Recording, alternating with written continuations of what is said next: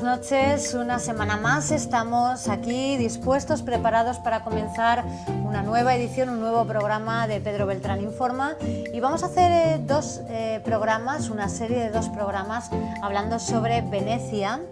Y hoy comenzamos con Sofía Ortiz. Ella nos va a hablar de Venecia y sobre todo de alguien con mucha relación con Venecia, como fue Vivaldi. Sofía, ¿qué tal? Muy bien.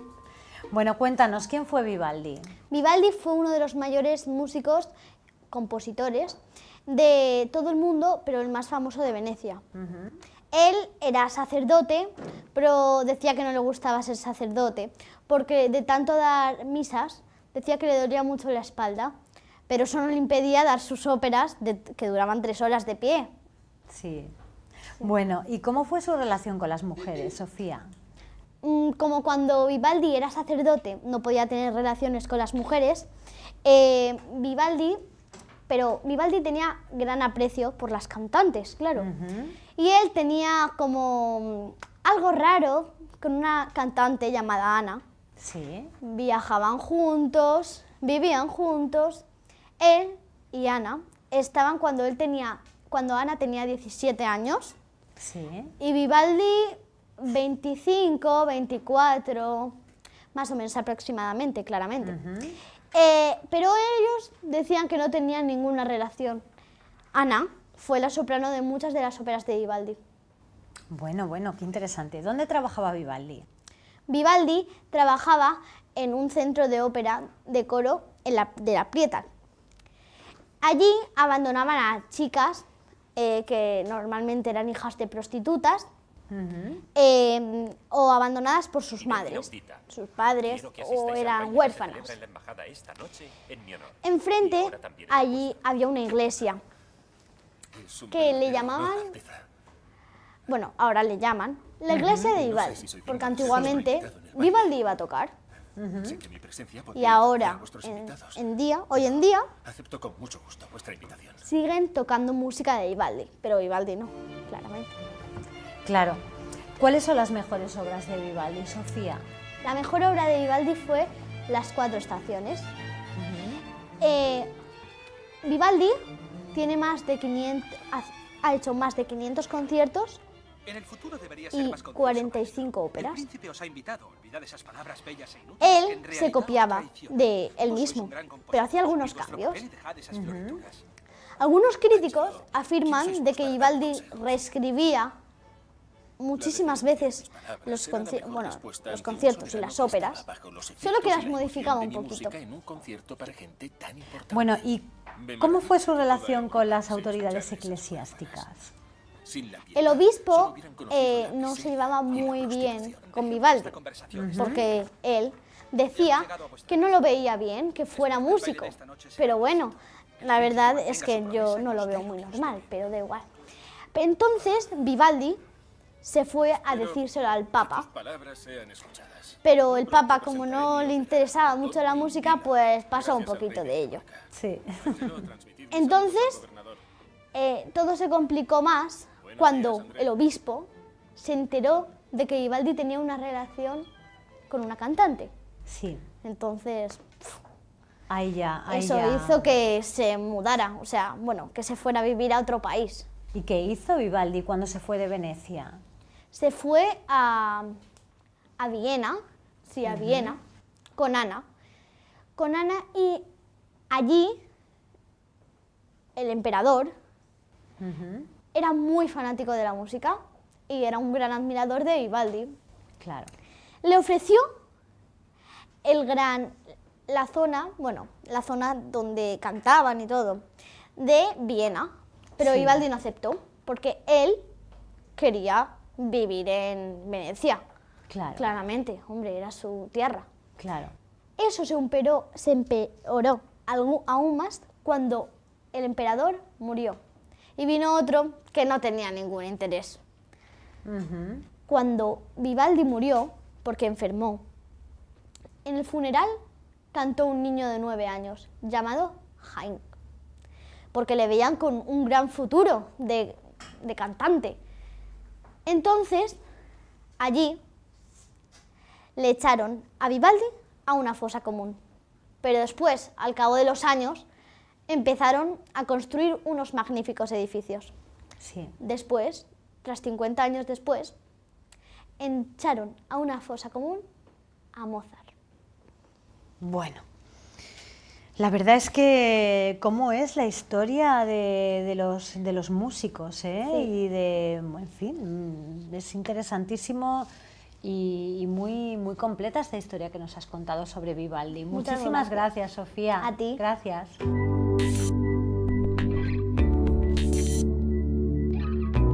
Seguimos hablando de personajes famosos y vinculados a Venecia. Vamos a hablar ahora de Marco Polo y lo va a hacer Moses Beltrán. ¿Qué tal, Moses? Muy bien, gracias. Bueno, cuéntanos, ¿quién fue Marco Polo? Marco Polo fue un viajero y comerciante de los más famosos del mundo. Fue uno de los más famosos venecianos. ¿Y por qué empezó a viajar Marco Polo? Su padre y su tío hacían viajes para comercializar con otros países. Y Marco Polo empezó a insistir a hacer viajes con ellos y hizo su gran viaje a la China. ¿Dónde viajó, aparte de la China? Viajó a casi todo el mundo, no se puede viajar a todo el mundo.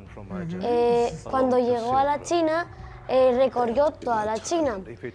Ahí estuvo una larga estancia, ya que por las cosas que hizo, que ayudó mucho al emperador que tenía ahí, le ofreció que fuese como el rey de una ciudad. Ajá. ¿Y cómo se conocieron sus viajes? Pues Marco Polo, cuando estaba en China, tuvo que volver a Venecia, claramente. Volvió porque ahí estaba en una guerra, Venecia contra Génova. La perdió y por eso estaba en la cárcel. En todo el tiempo que estaba en la cárcel, ahí tuvo un compañero. Tuvo suerte porque su compañero era un escritor y ese es el que escribió todas las anécdotas que tuvo él en Venecia, en la China. Y por eso las conocemos. Sí. Bueno, ¿quién fue Casanova? Casanova es la persona que más mujeres ha conquistado en todo el mundo. ¿En todo el mundo? En todo el mundo, más en Europa. Vaya. Casanova era una persona veneciana que su madre era muy católica, pero devota. Ella quería que Casanova se hiciese sacerdote, Sí. pero a él no le gustaba mucho lo de la religión. Ajá. Casanova, después de estar un tiempo en el seminarismo, a los 15 años se salió porque no le gustaba Sí. y empezó a hacer sus conquistas por el mundo. Bueno, ¿y cuál fue la relación de Casanova con Mozart, por ejemplo? Casanova le gustaba mucho viajar y había viajado por parte de Europa, por Viena, por donde estaba Mozart. Ahí ellos eran amigos y la cosa que más les estrechó los brazos, por así decirlo, es cuando Casanova ayudó a hacer la ópera, una ópera muy importante de Mozart. Ahí se hicieron amigos. Casanova le asesoró en varias de sus óperas. Sí.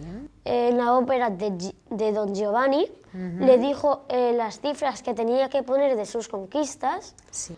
y puso en la que más fue en España, donde estamos, 1003 conquistas tuvo en España.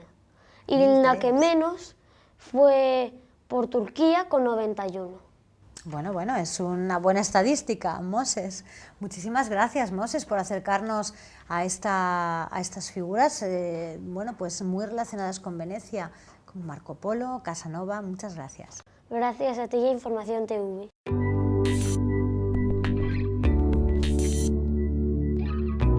Seguimos hablando de Venecia y lo hacemos en esta ocasión con Álvaro Cortés. ¿Qué tal, Álvaro? Muy bien, gracias.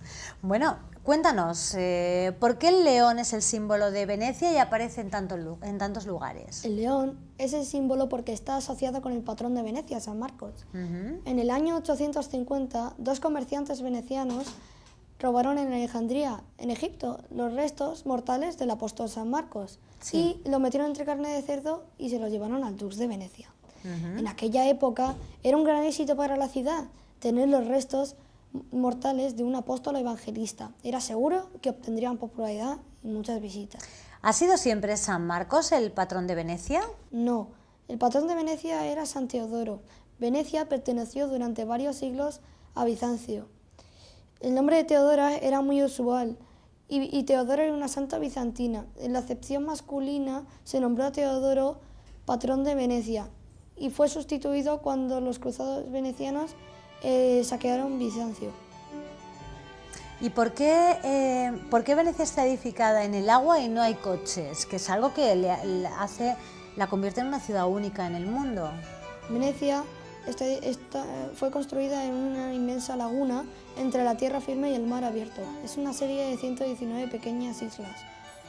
Por eso, como el mar no es muy profundo, se ha podido construir las casas apoyándolas en pilares de madera que se meten debajo del agua. Por eso las calles son los canales.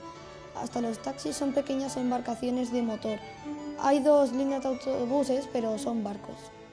La velocidad límite en Venecia es a 5 kilómetros para evitar los accidentes con las góndolas. Qué interesante. Bueno, ¿cuál fue el sistema político de Venecia? Cuéntanos. Venecia tuvo un sistema muy cercano a la democracia, pero el derecho de voto no se extendió sobre toda la población. La forma era de república con un dux, que actuaba como una especie de presidente actual. Cuando Inglaterra, Francia y España actuaban como una especie monarquías absolutas, como hereditarias. monarquías absolutas hereditarias, Venecia elegía a sus gobernantes. Muy bien, pues muchísimas gracias por acercarnos a esa realidad de Venecia en este primer programa sobre Venecia que hacemos. Muchísimas gracias. Gracias a ti.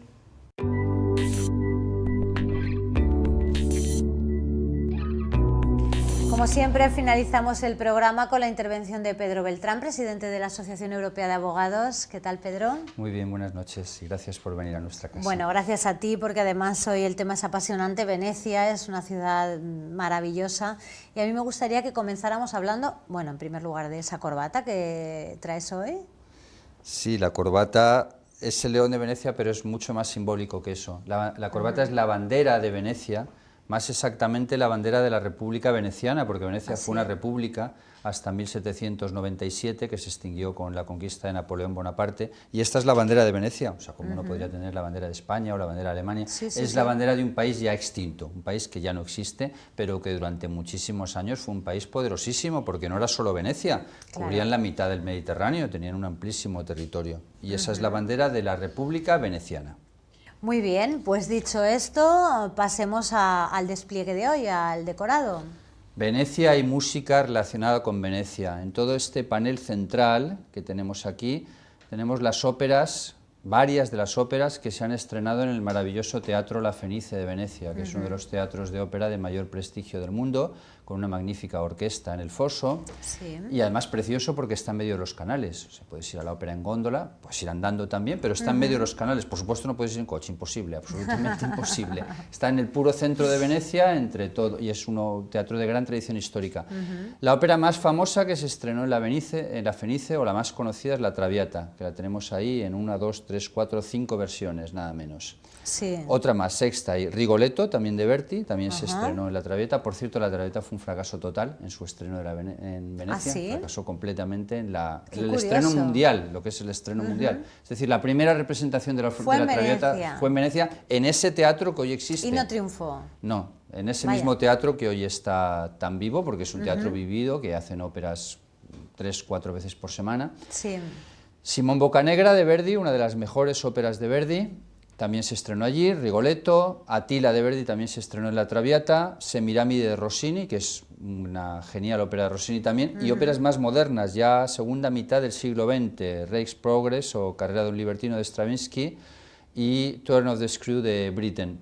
Seguimos aquí con óperas relacionadas con Venecia, Muerte en Venecia de Britten. Otelo, porque Otelo era un general veneciano, mucha gente esto no lo sabe, pero Otelo es del ejército de Venecia. El ejército de Venecia, y el Dux de Venecia concretamente, le envían a Chipre, pero Chipre en esa época era parte de Venecia. Otelo era miembro de la Armada veneciana. Claro. Vivaldi, qué preciosos 5 discos, además, porque Vivaldi es un compositor totalmente veneciano. Tenemos aquí 5, aquí 2 óperas más. Las óperas de Vivaldi son excelentes. Y aquí a mi lado pues tenemos más grabaciones de Otelo, veneciano. Simón Boccanegra, que además Simón Boccanegra también es un dux de Venecia. Era uno, dux es como si fuera el presidente o rey de Venecia, rey electo. Y Due Foscari también es Francesco Foscari, que es otro dux de Venecia, con lo cual todas las óperas están relacionadas con Venecia.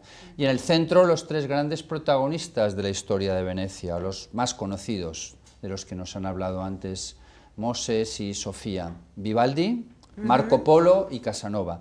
De Marco Polo, muy curioso, porque tenemos una ópera de Marco Polo que es una ópera china. No sabemos que Marco Polo estuvo en China, pues un compositor chino ha hecho una ópera tandem que se llama Marco Polo. Y arriba de todo, la ópera más preciosa que hay, en mi opinión, sobre Venecia o veneciana o relacionada con Venecia, que es Muerte en Venecia, y tenemos al compositor, a Benjamin Britten, en una góndola debajo del puente del Rialto. Este es el decorado que hemos traído para hoy. Muy completo, como siempre, y hablemos de las películas que sí, he seleccionado vamos algunas a recomendar películas, hoy. Habría muchas, pero ahí traíamos una serie de Marco Polo, pero esta película es genial, también de Marco Polo, porque está grabada en Pekín, en el Palacio Imperial de Pekín, en el original. Es decir, la mayoría de las escenas están grabadas allí. Es una película muy bonita, espléndida. Muerte en Venecia, pero la película de Visconti, no la ópera de Britten, sino la película de Visconti, aunque curiosamente la ópera de Britten es posterior, porque Britten es un compositor que escribió esta ópera 4 años después. Sí.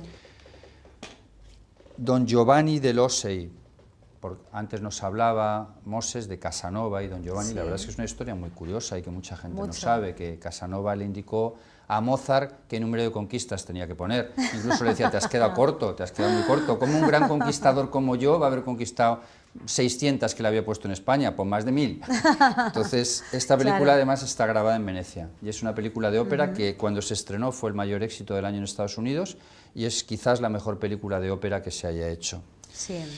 Esta es muchísimo más reciente y también mucho más comercial, es otro estilo, con Johnny Depp y Angela Jolie, también grabada en Venecia. Una buena publicidad de Venecia, de Tourist. Sí, efectivamente.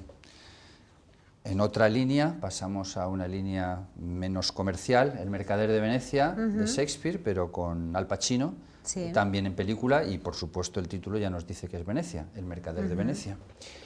Y esta es una película preciosa, que a mí me encanta particularmente, muy romántica, Dangerous Beauty, trata la historia de una prostituta veneciana, muy conocida en la historia, que se llama Verónica Franco, y es una película sin duda espléndida y por supuesto ambientada en Venecia y todo rodado en Venecia. Esa es nuestra recomendación de hoy, películas sobre Venecia. Pedro, a veces hay cierta confusión entre si la ciudad del amor es Venecia o es París, pero hay que decir que la ciudad del amor es Venecia, ¿no? Es que en París hay demasiados coches. Y además son mucho más bonitos los canales de Venecia que la Torre Eiffel. ¿Por qué? ¿Por qué es la ciudad del amor Venecia? ¿Y desde cuándo? Es una ciudad especialmente romántica, desde siempre, desde siempre. Yo diría que desde su fundación, y ya lo era en el siglo XVIII y en el siglo XIX. Lord Byron, el famoso poeta, es la ciudad de los románticos, es la ciudad donde murió Wagner también. Wagner se murió en Venecia y escribió Tristán y Isolda, la ópera más romántica que hay en Venecia. Es una ciudad que tiene un encanto especial, con un romanticismo especial por su singularidad, porque es una ciudad hecha sobre el agua, con lo cual la competencia con París, pues creo que claramente la gana Venecia con muchísima diferencia. No hay ni un solo coche en toda la ciudad, los taxis son barcos, los autobuses son barcos, y llegas y pasas a otro mundo, y luego que cada rincón tiene su atractivo y su peculiaridad. Todo es bonito en Venecia, en cualquiera de las zonas, con lo cual sí que es la ciudad del amor por excelencia. No creo que tenga competencia posible, ¿no? Bueno, ¿cuáles son las causas de la riqueza de Venecia? Sí, Venecia, como antes decía, tuvo un imperio y en gran medida se debe a la organización política tan acertada que tuvieron en aquella época, donde, como antes comentaba Álvaro, en otros países, en España, en Francia, en Inglaterra, había monarcas hereditarios. Sí. Pero allí el monarca se elegía en votación popular. Y eso es una gran diferencia, porque no está claro que el hijo de vaya a ser el más listo, el más preparado. De eso hemos sufrido bastante en España con los Borbones. Vaya. En Venecia no todos votaban, bueno, cosa que puede ser opinable, si es acertado o no. Habrá quien dirá que es mejor que no voten todos, en fin, de eso puede haber opiniones para muchos gustos posibles. Pero con un sistema electoral muy complicado, que era complicado lo de elegir el dux, pero se elegía. Y claro, de esa manera se elegía gente muchísimo más capaz. Es un Estado que puede considerarse el primer Estado democrático del mundo, y desde luego en cuanto a la elección de monarca o elección de presidente. Digo monarca porque el dux era casi para toda la vida, pues no era un cargo que se... Lo cual tampoco está mal, tiene sus desventajas. Claro. Hay quien defiende lo del mandato de 8 años y hay quien dice que es mejor una continuidad. Las dos opciones son posibles. Lo que es cierto es que gracias a eso influyó enormemente en el éxito de Venecia, que era durante muchos siglos la ciudad más rica del mundo. ¿Y cuáles fueron las causas del declive? El declive de Venecia está relacionado con su propia riqueza. Los pueblos se relajan cuando triunfan, empiezan a trabajar menos, se relajan en los hábitos de ocio. Venecia es una ciudad completamente opuesta a Roma. Roma era rezar y Venecia pues es la ciudad del amor, con la época gloriosa nada menos que 20.000 prostitutas, mucho vicio, digamos así, y la gente pues empezó a trabajar menos. Y luego el declive en cualquier caso estuvo muy relacionado con Bizancio. Esto no es tan conocido y hablaremos de ello más en el próximo programa con detalle, que el programa es Venecia y Bizancio. Pero Bizancio conquistó Venecia y Venecia fue parte de Bizancio, y luego al revés, y las dos ciudades estaban muy ligadas. Empieza el declive de Venecia porque Bizancio cae ante los turcos, 1453 es un año fundamental de la historia, y segundo porque los españoles descubrimos América y abrimos nuevas rutas comerciales que entonces no existían. Estaba todo centrado en el Mediterráneo y la mitad del Mediterráneo era de Venecia. A partir de ahí hay otras vías, otros cauces para explorar riquezas y empieza Venecia a ir para abajo. Luego también el desarrollo de los trenes, luego la aparición de los coches, claro, todo eso la deja un poco desfasada y va a un declive que se reactiva claramente en el siglo XX porque se ha convertido en el mayor destino turístico del mundo. No hay ninguna otra ciudad que tenga tantos visitantes como Venecia. La verdad es que es una preciosidad, no me extraña. Pedro, nos queda muy poco tiempo, pero a mí me gustaría que, aunque hemos hablado sobre los venecianos ilustres o más conocidos, que nos dieras tú tu opinión sobre ellos, por ejemplo, Vivaldi, Marco Polo y Casanova. Vivaldi es un compositor genial, sin duda, y merece que hagamos un programa específico sobre él, y lo haremos en 3 semanas. Marco Polo, la fama que tiene quizás a veces parece exagerada, porque sus relatos pues, pueden haber sido inventados, no hay muchas pruebas de que todo fuera así, pero Marco Polo es un símbolo de Venecia. ¿Por qué es un símbolo de Venecia? Porque representa el carácter viajero, el carácter explorador, el riesgo, el abrir nuevos mercados y nuevas rutas. Y Casanova también. Casanova es el símbolo de Venecia en cuanto a ciudad del amor, en cuanto a aventura, en cuanto a diversión. Claro. Esos son los 3 personajes más conocidos de Venecia. Pero Venecia está muy por encima de todos ellos, porque en sí la ciudad es una obra de arte desde el principio hasta el final. En sí misma es mucho más conocida y mucho más famosa que sus personajes famosos. Exacto, sí. Muy bien, Pedro, pues hoy lo vamos a dejar aquí, pero en una semanita estamos de nuevo hablando de Venecia y de esa relación de Venecia con Bizancio. Estupendo, pues muchas gracias a ti por venir a Información TV y hasta la semana próxima. Gracias a ti, Pedro. Pues ya lo saben, si hoy les ha gustado el programa, la próxima semana no se lo pueden perder porque continuaremos hablando de Venecia y en particular de esa relación entre Venecia y Bizancio. Hasta pronto.